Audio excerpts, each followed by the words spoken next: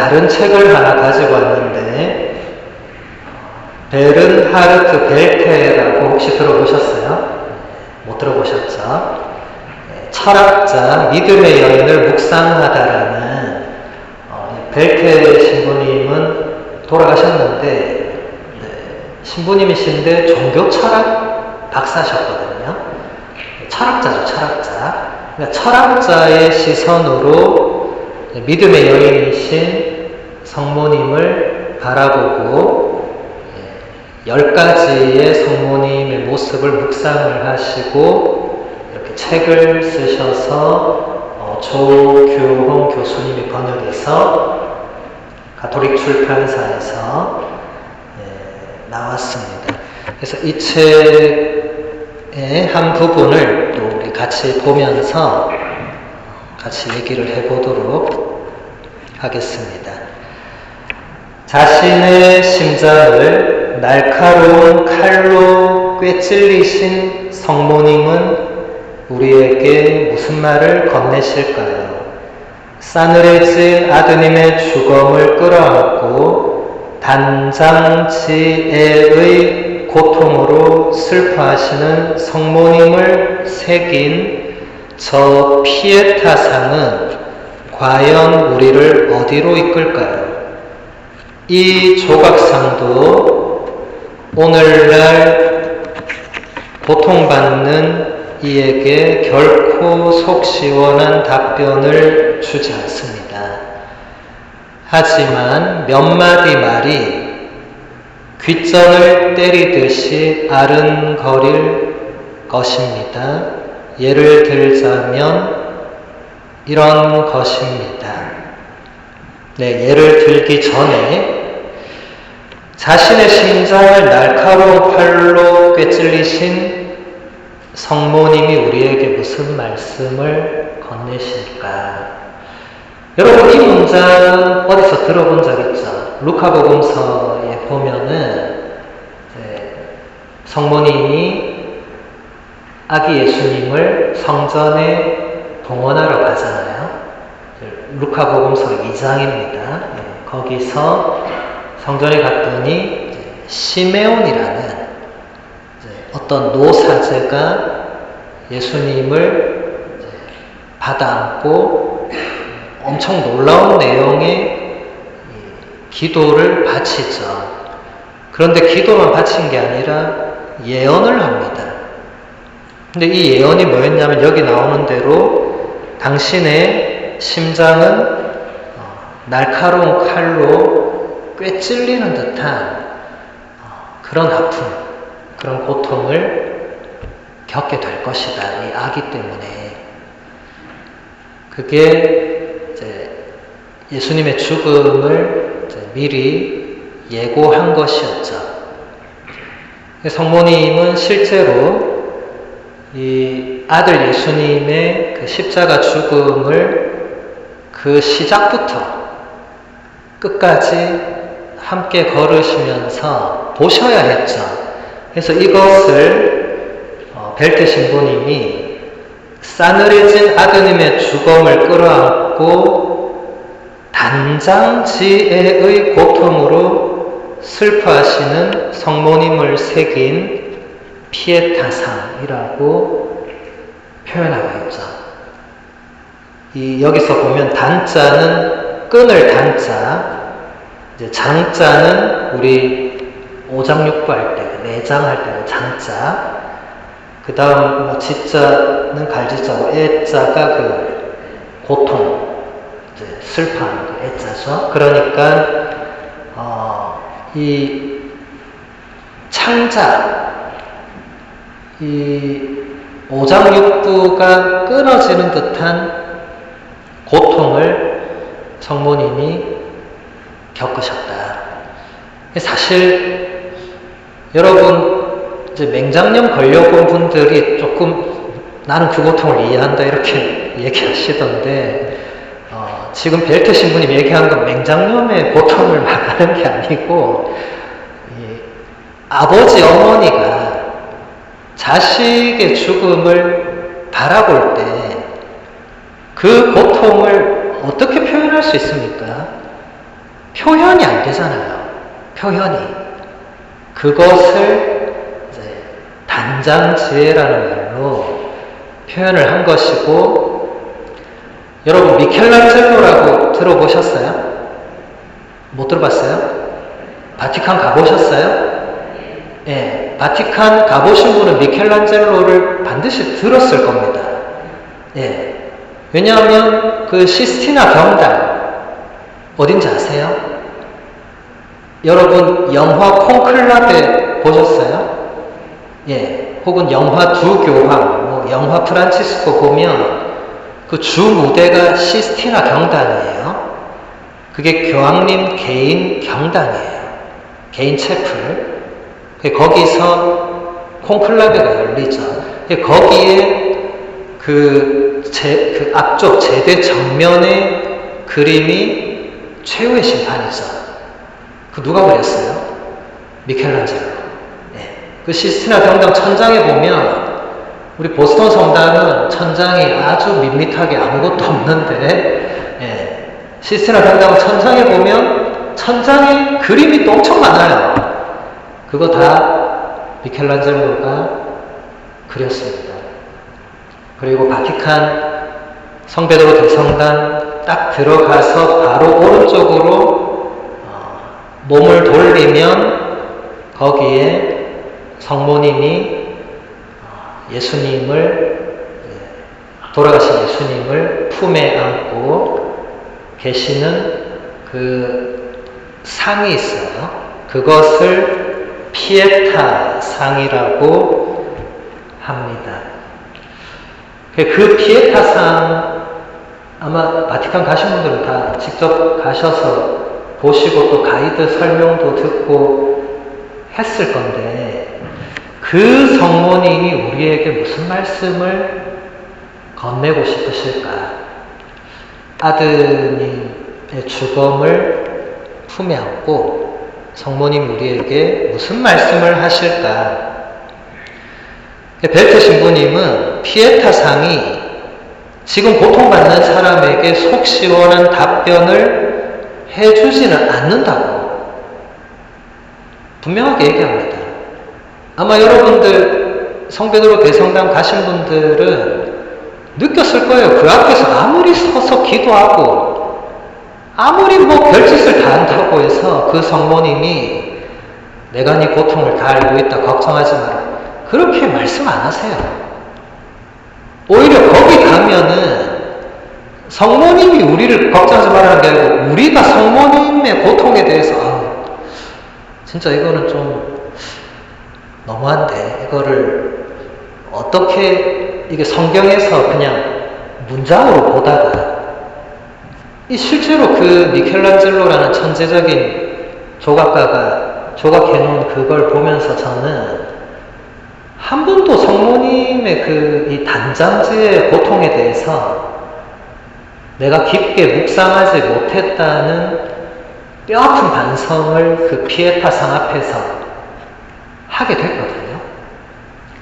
근데 그게 입장 바꿔 생각해보면 성모님이 저한테 말을 건네신 거죠. 네. 그래서 그 피에타 상이 우리에게 어떤 말을 할 수 있을까를 벨테 신부님도 그 앞에서 묵상을 하고 나서 이제 이런 얘기를 합니다. 예수 그리스도를 추종하며 그분 가까이 머무르고자 하는 사람은 고통 중에도 그분을 뒤따라야 합니다. 그분의 어머니도 그래야만 했습니다. 그러니 그대도 그대가 지닌 잣대로 그것을 가늠해야 할 것입니다. 동이 트는 아침, 눈부신 햇살이 길게 드리워진 무덤을 향해 나아가는 길은 곧 부활의 신비로운 빛을 향해 나아가는 길이요.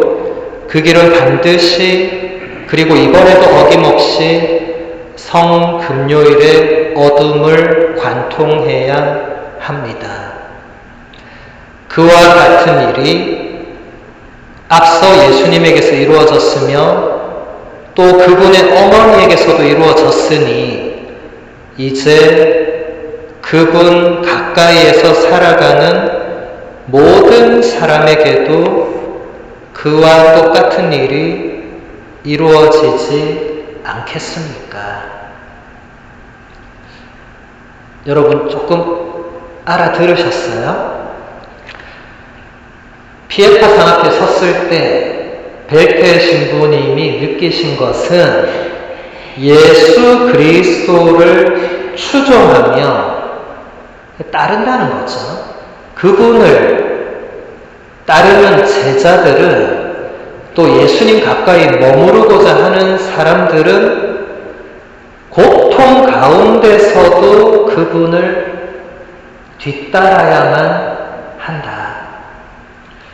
여러분 복음서에서 예수님이 그런 말씀하시잖아요. 누구든지 내 제자가 되려면 날마다 자기 십자가를 짊어지고 나를 따라야 한다. 비슷한 맥락이죠. 예수님의 제자가 되는 길이 예수님 제자가 된 이후부터 맨날 복을 받고 재산이 늘어나고 자녀가 MIT에 가고 자녀가 변호사가 되어서 돈 많이 벌고 이게 아니고 예수님은 한 번도 그런 말씀을 하신 적이 없고 예수님의 제자가 되는 길은 오히려 고통이 따르더라도 피하거나 도망가거나 할 것이 아니고 그 고통을 짊어지고 따라야 된다고. 굉장히 인간적으로 보면 내가 굳이 신앙을 가져야 되나 싶을 정도의 말씀이에요. 여러분 신앙에 대해서 장밋빛 전망만을 가지고 계신 분이 있다면 오늘 이후부터는 장밋빛 전망 플러스 어둠의 전망이 있다. 여기서 벨테 신부이 뭐라고 말하죠? 부활의 신비로운 빛을 향해 나아가는 길은 반드시 그리고 어김없이 성금요일의 어둠을 통과해야만 된다. 아무도 예외가 없다. 아무도. 우리는 인간적으로 여러분이나 저나 주님 고통은 조금만 주시고 그 뒤에 기쁨은 아주 크게 주시고 이런 생각하고 이렇게 기도할 거예요. 근데 예수님은 한 번도 그런 기도를 하지 않았습니다. 단 한 번도. 제가 이렇게 말하니까 어떤 분이 아니 신부님 예수님이 겟세마니 동산에서 그렇게 기도하던데요. 성경에 있던데 아버지의 잔을 저에게서 거두어 주시고 기도했잖아요. 그래서 제가 그 기도가 어떤 기도인지 다시 설명을 해드렸는데 여러분 예수님이 겟세마니 동산에서 기도할 때 아버지의 잔을 거두어 주십시오 할 때 그 잔의 의미가 무엇인가? 아마 여러분들도 대부분 그냥 십자가 고통을 피하게 해달라고 기도한 거 아닌가? 근데 여러분 잘 생각해 보세요. 예수님은 십자가 고통 이전에 이미 제자들한테 나는 예루살렘에 가면 죽을 거라고 그냥 죽는 것도 아니고 굉장히 잔인하게 고통받고 채찍질 당하고 미리 얘기 다 하시거든요. 한 번도 아니고 두 번도 아니고 세 번을 얘기했어요. 그래놓고 예수님이 정작 본인 혼자 기도할 때는 아이고 아버지 이거 한 번만 피하게 해주시고 여러분 그렇게 예수님이 기도했다면 그리고 만약 성부 하느님이 그 기도를 들어주셨다면 예수님은 메시아가 될 수가 없죠. 예수님이 한 입으로 두 말하는 그런 분일 수가 없죠. 예수님이 나는 길이요 진리요 생명이다라고 하셨는데 진리이신 분이 한 번은 이렇게 말했다가 고통이 오니까 다르게 말했다가 그건 진리가 아닙니다. 진리는 그런 게 아니에요. 그때 예수님이 바치신 기도는 이 고통과 죽음을 피하게 해달라는 게 아니었습니다. 그건 피할 수 없는 거였습니다. 예수님은 그걸 처음부터 알고 계셨어요. 그러면 그건 도대체 무슨 기도냐? 어떻게 죽을 것인가를 하느님께 말씀드린 기도였습니다. 제가 지금 그 내용을 더 길게 하면 안 되고, 그것은 여러분들 최근에 나온 그 책이 있어요. 로널드 롤하이저라는 그 오블라트 선교 수도회 신부님의 책이 있습니다. 영어로는 The Passion and the Cross 이렇게 되어 있어요. 근데 한국말은 나를 구하시지 않는 하나님. 제목 자체가 굉장히 도발적이죠. 구해달라고 기도하는데 안 구해준다는 거예요. 그래서 여러분 궁금하신 분은 그 책을 사서 읽어보시면 왜 나를 안 구하시는가도 알 수 있고 제가 지금 얘기하는 부분도 이해할 수 있습니다. 그래서 그거는 다음에 그 주제가 올 때 제가 또 강의할 기회가 있을 것이고, 일단 여기서 중요한 것은 누구도 자신에게 주어지는 그 고통을 피할 수 없다.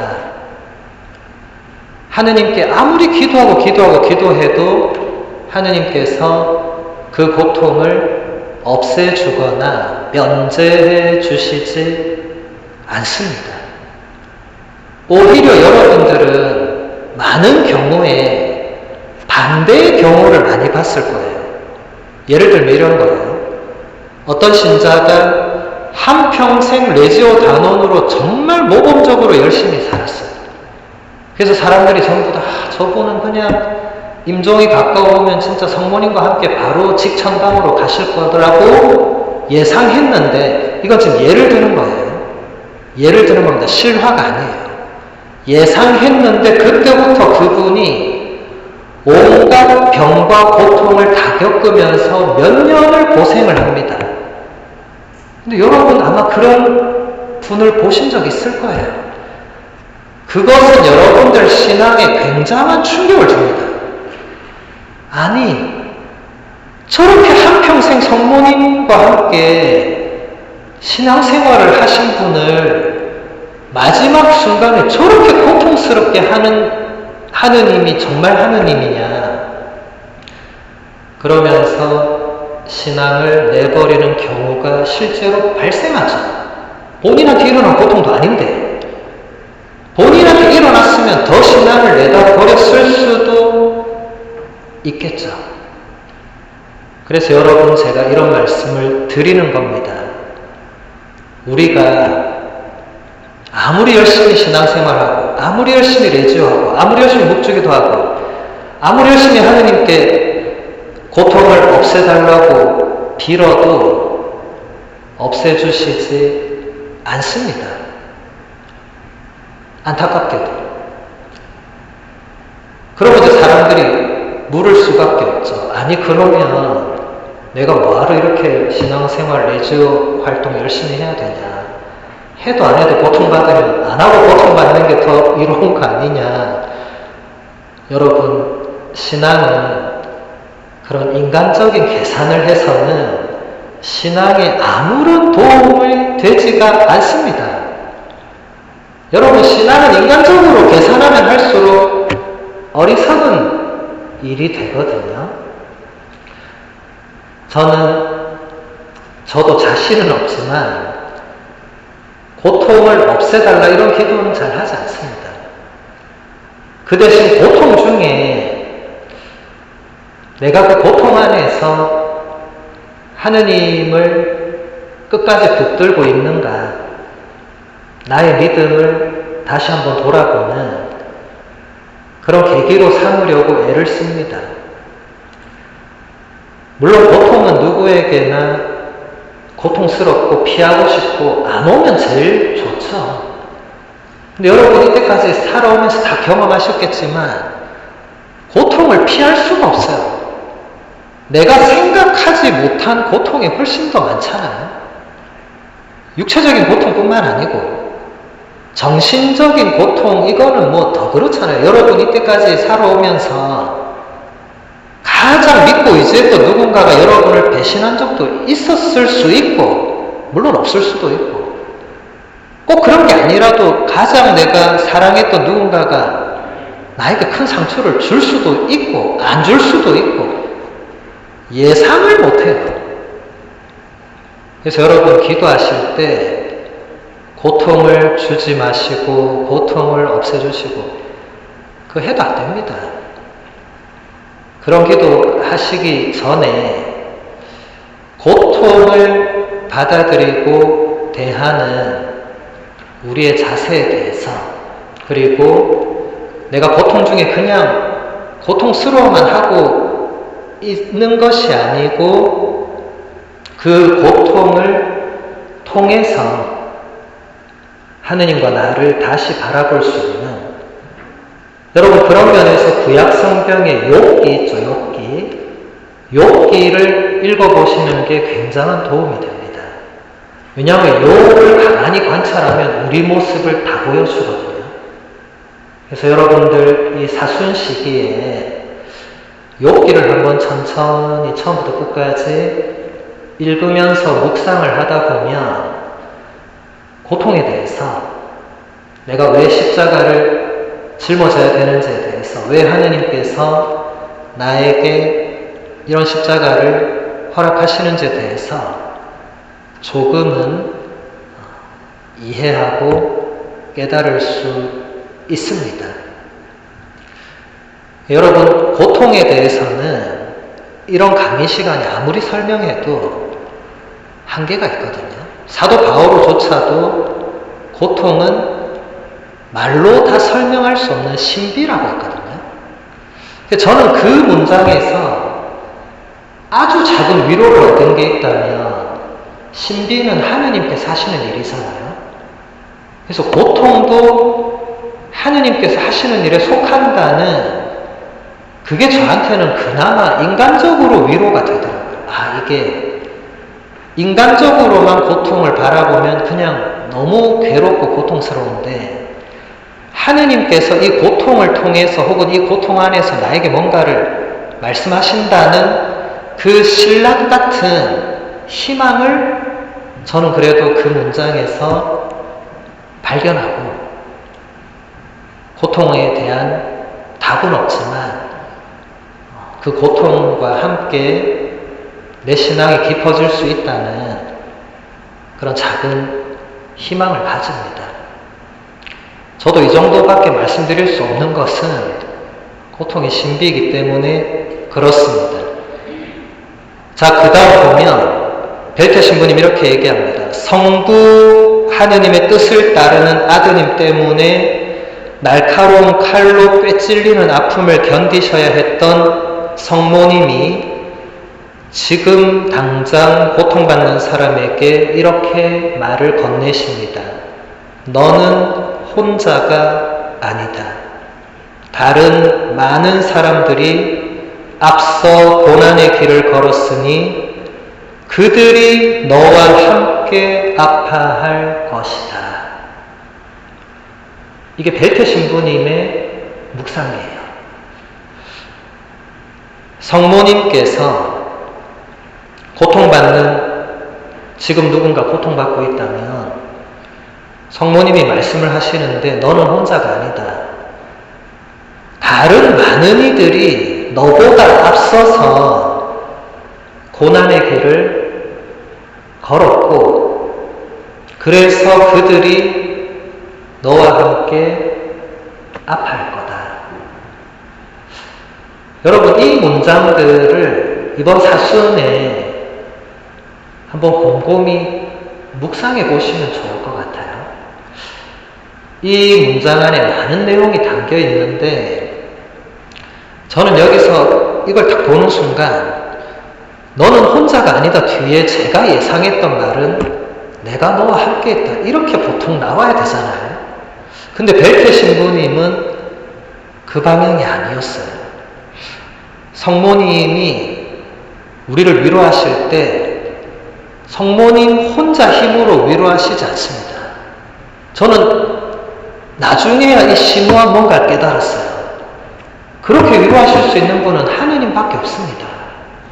성모님은 한 번도 하느님 흉내를 내거나 하느님 근처 자리에 앉으려고 하시거나 그런 분이 아니시죠.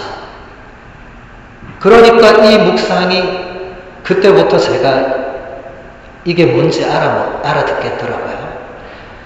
성모님은 당신이 겪었던 고통도 내세우지 않습니다. 지금 여기서.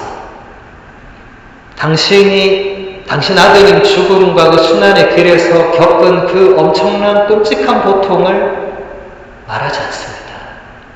그 대신에 다른 많은 이들, 고난의 길을 걸었던 그 많은 이들 안에 당신을 넣어서 함께 아파한다. 이렇게 얘기하는 거죠. 여러분, 성모님의 아까 여러 가지 덕을 본받자고 할 때 겸손이라는 단어가 스쳐 지나가듯이 있었잖아요. 그렇죠? 성모님의 겸손을 본받자. 성모님이 어디까지 겸손하신가를 벨테 신부님이 깊이 묵상하신 것 같아요. 아드님의 고통에 대해서 한마디도 하지 않는 그 어머니의 겸손함. 아드님의 고통과 죽음에 대해서 하느님께 불평이나 원망 한마디 안 했을 뿐만 아니라 후대에 고통받고 있는 모든 자녀들에게도 나도 고통받았으니까 너도 참을 수 있다. 이런 인간적인 위로가 아니라는 거예요. 여러분, 그 문장은 정말 위로가 안 되는 말입니다. 여러분, 다른 사람 위로할 때 절대로 그런 표현을 쓰시면 안 됩니다. 심지어 비슷한 일을 누가 겪었다 해도 야, 내가 겪어봐서 안다. 여러분, 그런 말은 하나도 위로가 되지 않습니다. 굉장한 상처가 될 수 있습니다. 조심해야 됩니다.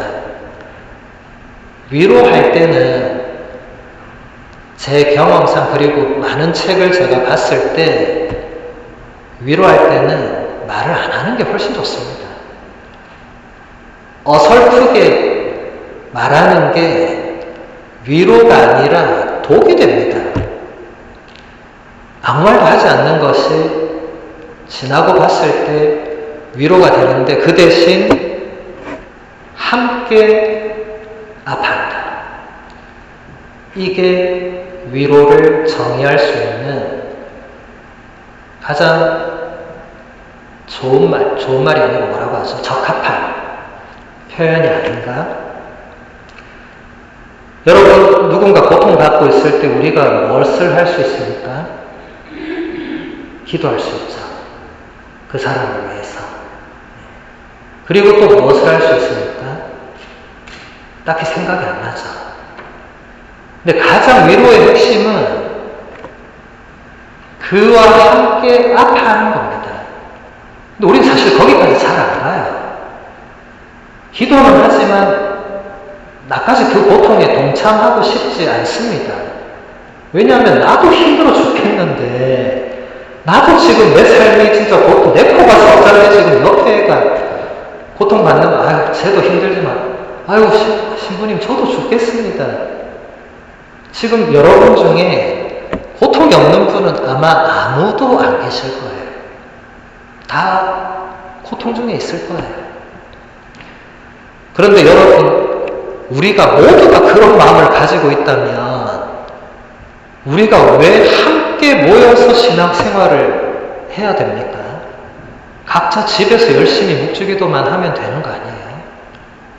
왜 우리가 같이 이 길을 가야 됩니까? 나 혼자 성당에 오면 되는 거 아니에요? 근데 예수님은 그걸 원하지 않으셨죠. 함께 아파한다는 것이 이 시대가 가장 필요로 하는 우리 그리스도교의 덕이 아닌가. 그리고 성모님이 우리에게 위로의 어머니라고 불리실 수 있는 것은 성모님이 누구보다도 우리의 고통에 함께 아파하신다는 것을 벨트 신부님뿐만 아니라 2000년 동안 모든 신앙인들이 체험했기 때문에 위로의 어머니라는 호칭을 드리는 것입니다.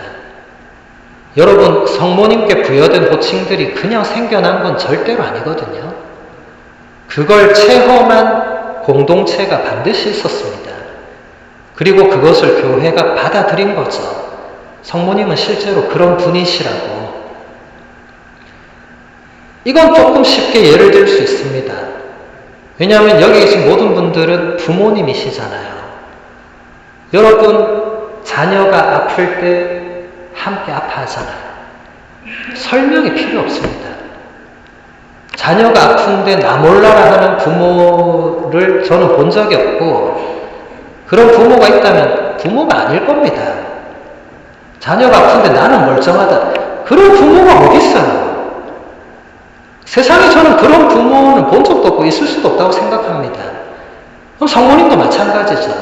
성모님이 우리 모두의 어머니가 되실 수 있는 이유는 우리와 함께 아파하시기 때문입니다. 여러분, 그런 체험을 해보신 분들은 지금 제 말을 이해하실 거예요. 물론 이것은 체험하고 안 하고가 중요한 건 아니지만, 적어도 여러분들이 레지오 단원이고 또 적어도 여러분들이 그리스도교 신자라면은 성모님은 우리 모두의 어머니십니다.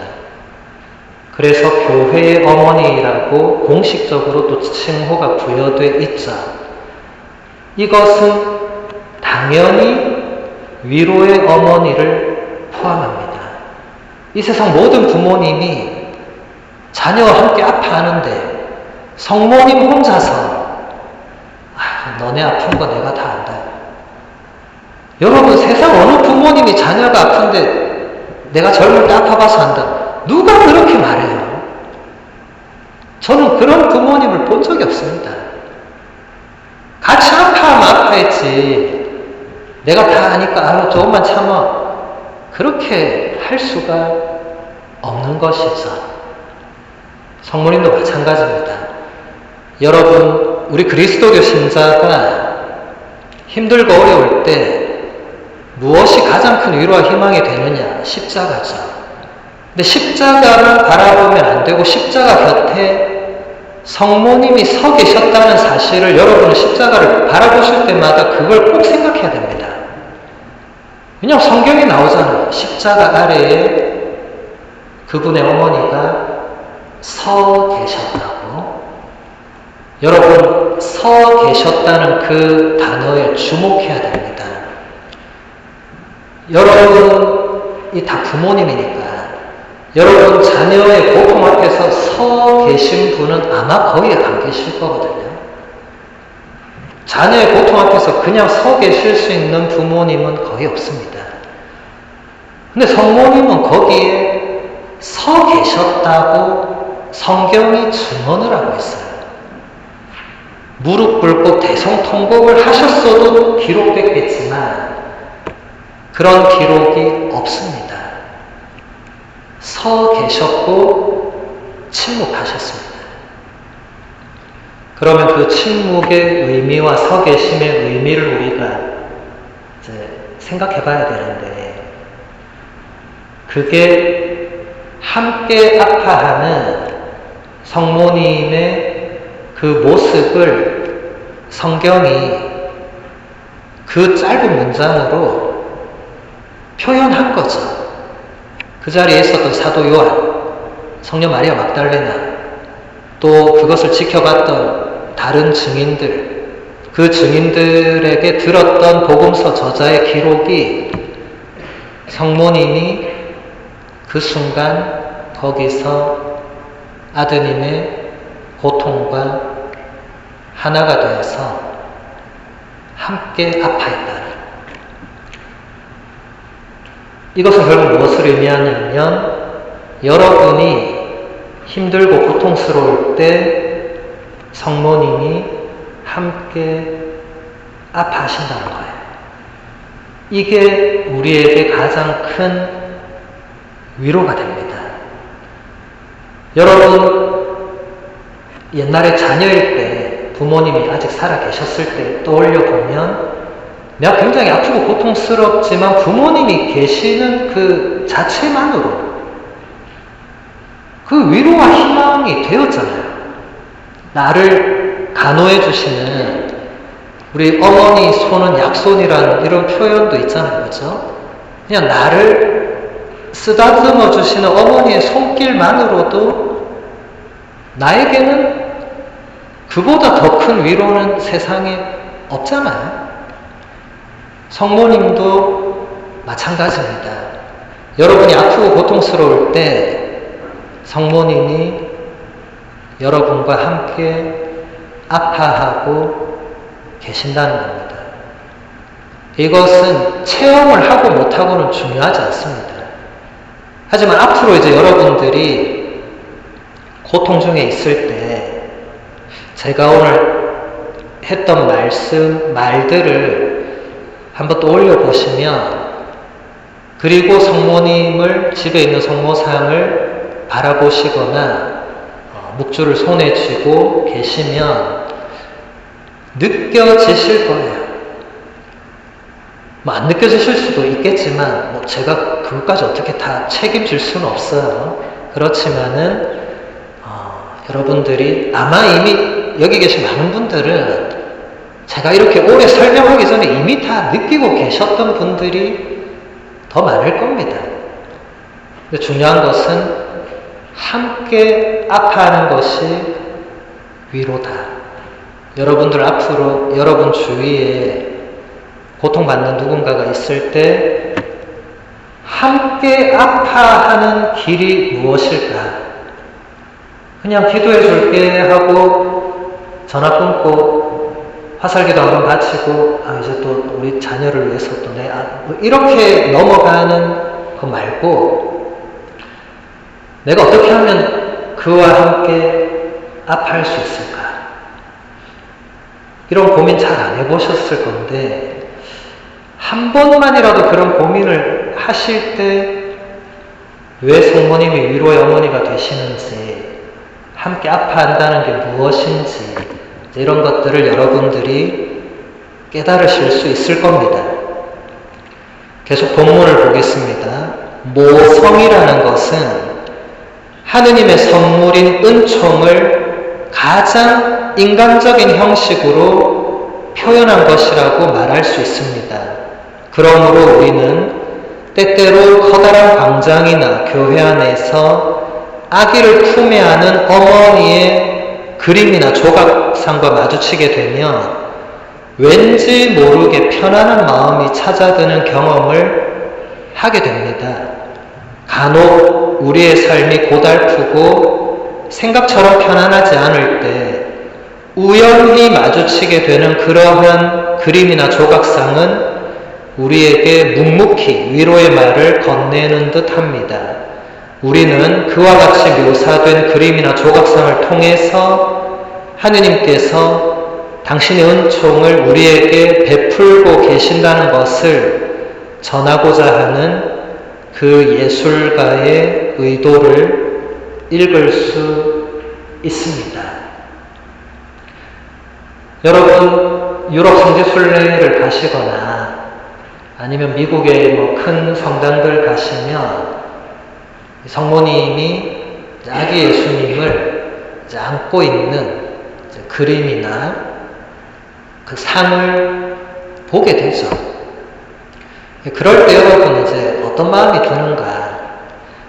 어머니의 그 모성애라는 게 여기서 벨트 신부님도 이야기하지만 하느님의 선물인 은총을 가장 인간적인 형식으로 표현한 것이라고 말할 수 있다.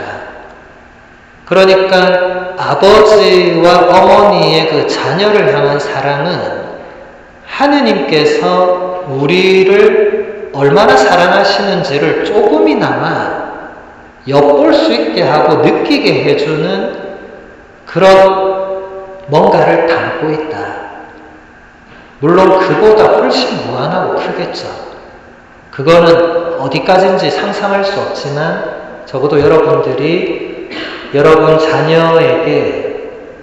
자녀를 향해서 나오는 그런 한없는 사랑의 마음을 생각해보면 하느님이 자녀인 나를 얼마나 사랑하시는가를 깨달을 수 있죠.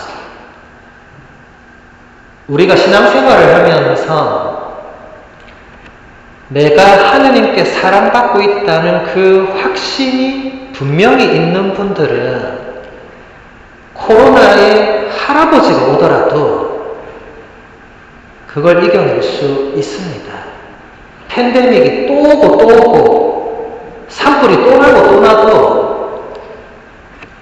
하느님께 사랑받고 있다는 그 확신이 변하지 않는다면 이겨낼 수 있습니다. 근데 문제는 그런 생각지 못한 자연재해나 사고가 발생했을 때 우리가 그것을 하느님과 연결시키는 성급한 일반화의 오류를 범하면서 그런 하느님은 이제 더 이상 필요하지 않다 라고 또 성급한 결론을 내리고 신앙을 버리는 여러분 주위에 있을 거예요. 개인의 결정이니까 제가 뭐라 할 수 없습니다만은 부모님이 자녀들을 그런 이유로 버릴 수 없는 건 너무 당연하잖아요. 여러분 이사야서 읽어보신 분들은 이런 대목을 기억할 겁니다. 부모가 자기 젖먹이를 어떻게 잊을 수 있겠느냐. 부모가 자기 자식을 어떻게 가엾이 여기지 않겠느냐. 그 다음 굉장히 중요한 문장이 나옵니다. 설령 부모는 자식을 잊을지 모르지만 나는 너를 잊지 않는다. 그러니까 설령이라는 이 표현도 부모 중에 자녀를 잊어버린 그 말을 하는 건 아니고 하느님께서 자녀인 우리를 사랑하시는 것이 부모님들이 자녀를 사랑하는 것을 훨씬 더 능가한다는 거죠. 그게 천재지변이나 사고 때문에 하느님이 나를 버리셨구나. 하느님이 저 사람에게 벌 주시는구나. 그런 차원이 절대로 아닙니다. 여러분, 뜻모를 시련과 불행과 사건, 사고, 고통에서 너무 빨리 그것을 하느님과 연결하고 그래서 그런 하느님이 필요 없다고 결정을 내려버리면 여러분이 그동안 신앙생활 해온 모든 것은 그 결정으로 송두리째 부정됩니다. 저는 그게 너무 가슴이 아프더라고요. 평생을 신앙생활을 성실하게 해온 분이 정말 우리가 이 받아들이기 어려운 어떤 사건, 사고를 당하셨을 때 그때 신앙과 하느님을 버리는 경우 본인의 한평생 신앙을 송두리째 부정하는 저는 그게 가장 비록 제3자 입장이지만 너무 안타까운 일이죠. 근데 우리가 그렇게 되지 말라는 법이 없어요. 그리고 지금 여기 계신 여러분 중에 한 반쯤은 거기 가신 분도 있을 수도 있어요. 내가 진짜 성당을 계속 나와야 되나 말아야 되나. 내가 이런 하느님을 계속 붙들고 가야 되나 말아야 되나. 그런 분도 계실 수 있고 그런 생각을 여러분들이 하셨을 수도 있습니다. 그건 인간이니까 누구나 할 수 있어요.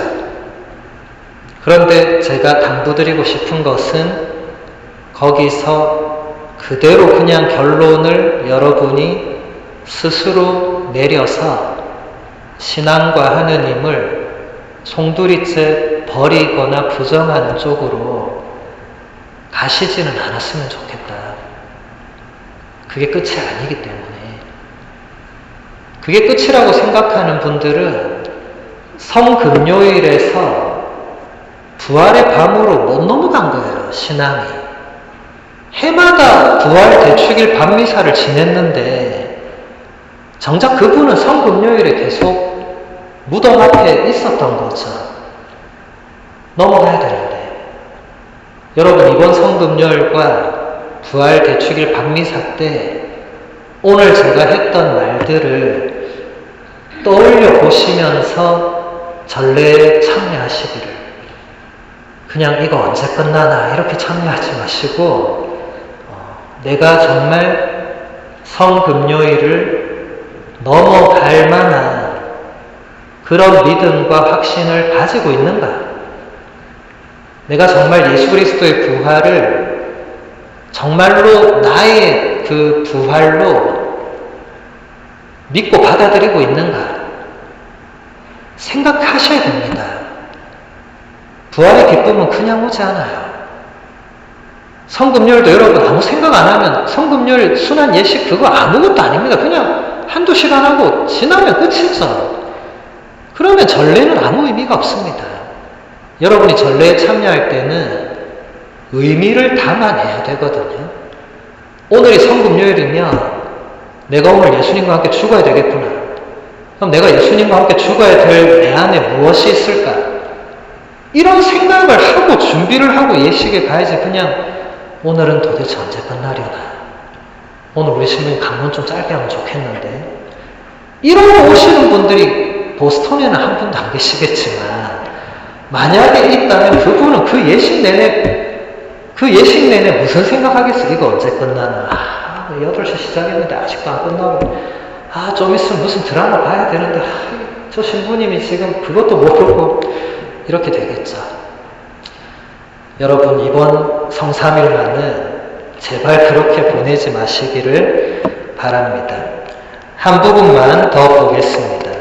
믿음을 저버리지 않았지만 여전히 몸이 건조하게 여겨지더라도 그 순간을 참고 견뎌내는 사람은 누구나 자기 자신과 다른 사람들을 위해서 장차 채워질 축복의 선물이 될 수 있습니다. 이때 축복의 선물은 사람들이 저마다 살아가는 동안 어떻게든 예수님과 그분과 늘 함께 하신 성모님이 극도의 어려운 시기를 참아 견뎌내심으로써 인류에게 축복의 선물이 되신 것처럼 우리가 충분히 알아챌 수 있는 그런 것입니다. 그런 축복의 선물은 성경이 은총이라고 일컫는 하느님의 섭리를 제대로 이해하는 데에 가장 중요한 경험이 될 수 있습니다. 여러분, 무슨 말인지 조금 이해가 되시는가요? 좀 어렵죠, 그렇죠?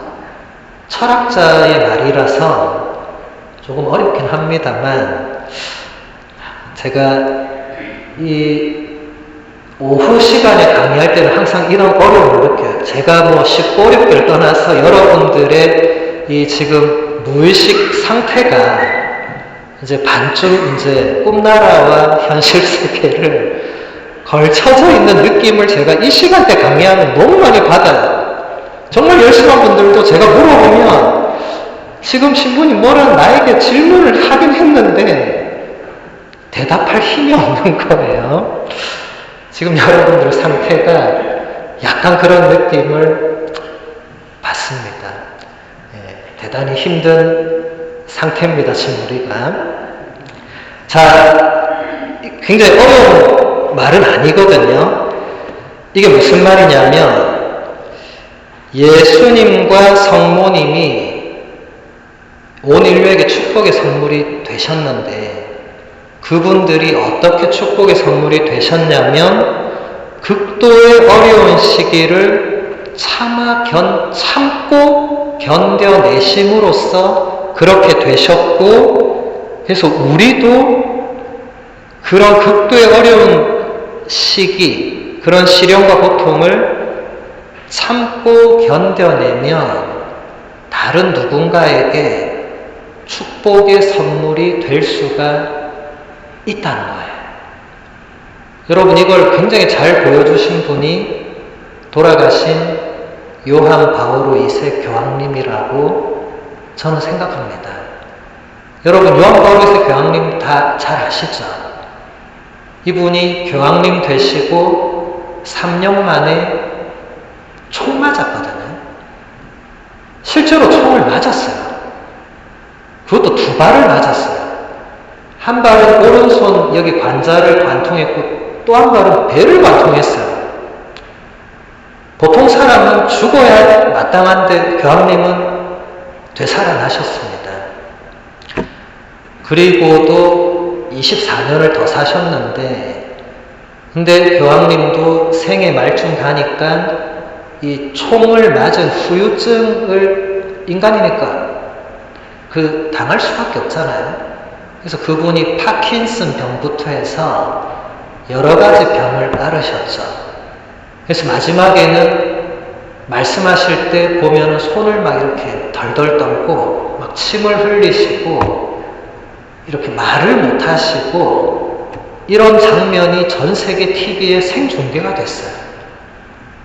근데 저는 그것을 본 수많은 병자들이, 질병으로 고통받고 있던 분들이 그 모습을 보면서 굉장한 위로와 희망을 받았다는 그런 또 뉴스나 인터뷰를 많이 보게 되었고, 저도 그 모습을 보면서 교황님께서 단순히 그냥 인간적으로 막 고통받는 모습을 보여주는 그게 중요한 게 아니고, 저 모습을 통해서 저분 자체가 우리에게 어떤 메시지를 주는구나. 여러분, 요한 바오로 2세 교황님 임종 때 마지막 남기신 말 기억하실 겁니다. 나는 행복합니다. 여러분도 행복하십시오.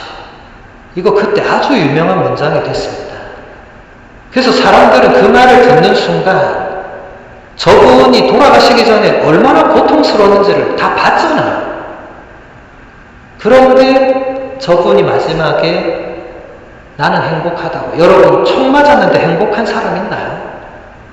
여러분, 칼 맞았는데 행복한 사람 있나요? 총이나 칼보다 더 누군가한테 말로 배신을 당하거나 상처를 입었는데 아이고 행복하네, 이런 사람 있나요? 없을 겁니다. 교황님은 교황이 무슨 슈퍼맨이라서 그렇게 말했나? 아니면 교황이니까 그냥 우리처럼 말할 수는 없으니까 그렇게 말했나? 아닙니다. 교황님은 그 고통 속에서도 그토록 괴로워하면서도 그걸 넘어서는 참된 기쁨과 행복이 있다고 말한 거거든요. 마지막까지도. 교황님이 얼마나 고통스러웠는지 지금도 여러분이 검색해보시면 교황님 생애 마지막에 어떤 모습이었는지 다 볼 수 있어요. 그리고 안 보셔도 제 설명만 들어도 상상만 해도 충분히 상상할 수 있어요. 그런데 그게 다가 아니다. 그래서 여러분들도 여러분이 어떻게든 겪고 있는 그 고통을 여러분이 신앙의 힘으로, 묵주기도의 힘으로, 성모님과 함께 예수님의 고통에 동참한다는 마음으로 참고 견뎌내시면 여러분은 누군가에게 반드시 축복의 선물이 된다는 겁니다.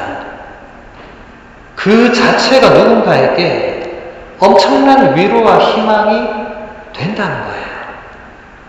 이걸 듣고 있는 여러분이 신부님, 저는 믿음이 깊지도 않고 저는 너무 나약하고 저는 고통도 싫고 전 다 싫어요. 그런 분들이 계실 수 있어요. 근데 모두가 그렇게 하면 우리 신앙의 선조들, 고통과 죽음마저 두려워하지 않았던 순교자들, 그분들의 신앙이 우리에게 무엇이 되는 겁니까? 우리는 순교자의 후손입니다. 여러분 핏줄로 집안에 족보에 순교자 없더라도 그 중요하지 않습니다. 저희 집안도 없습니다. 중요하지 않아요. 우리는 신앙인이란 자체로 순교자의 후손들입니다. 우리의 신앙은 수많은 순교자들의 피로 신앙이 여기까지 오게 된 거죠. 여러분 그분들이 고통을 두려워하지 않았거나 나는 그냥 죽어도 좋다고 처음부터 생각하거나 아닙니다. 아무도 그러지 않았습니다.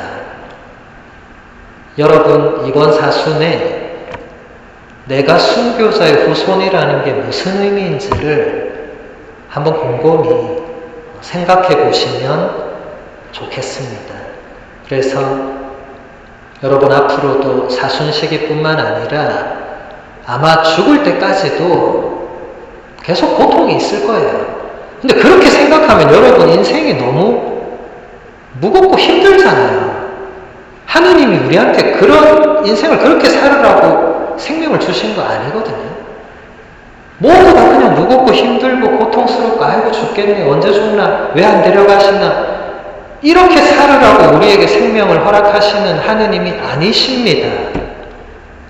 그래서 여러분들 고통 중에 누구도 그 고통에 대해서 쉽게 해석하거나 그것을 말할 수 없지만 여러분들이 오늘 이 강의를 통해서 고통을 바라보고 대하는 여러분들의 마음과 또 고통 중에도 우리와 함께 아파하시는 어머니 성모님과 또 우리 고통의 가장 궁극적인 답을 주시는 예수님의 십자가 고통을 이번 사순에 함께 묵상하시면은 부활의 기쁨을 여러분들이 아주 조금이라도 맛볼 수 있으실 것입니다. 오늘 2시간 내내 너무 무거운 얘기만 한 것 같아서 죄송한 마음이 들고 제가 원래 이렇게 무거운 사람은 아닌데 저는 이 또한 하느님 뜻이 있을 거라고 생각하고요.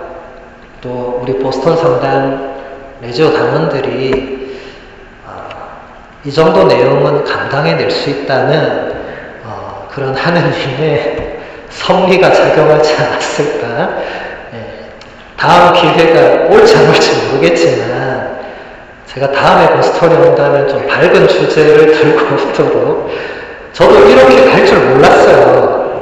사실은 저도 제가 이제 곧 한국에 가니까 밝고 즐거운 얘기들 많이 하고 우리 기쁘게 삽시다 얘기하려고 했는데 들고 오게 딱 보는 순간 이게 그런 주제가 아닌데 그런데 이 주제는 제가 정한 게 아니고 하느님께서 저에게 주신 거거든요. 이 부분을 가서 강의해라. 너는 이걸 말해라고. 그래서 여러분들 너무 무겁게 느끼셨다면 조금 제 원래 의도는 아니었다는 것 말씀드리고 저는 항상 강의를 다시 드리거든요.